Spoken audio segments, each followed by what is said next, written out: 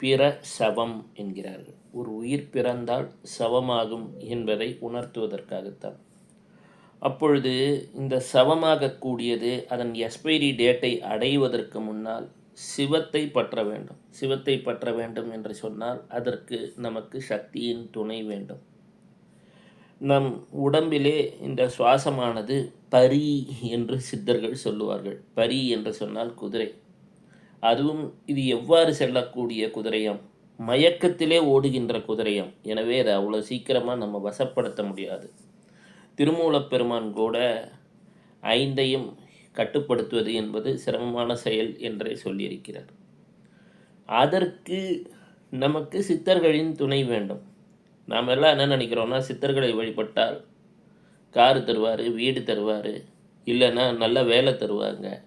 சித்தர்கள் நோக்கம் அது கிடையாது. இந்த ஜீவன் சிவத்தை அறிய வேண்டும் என்பதை உணர்த்துவது தான் சித்தர்களுடைய வேலை.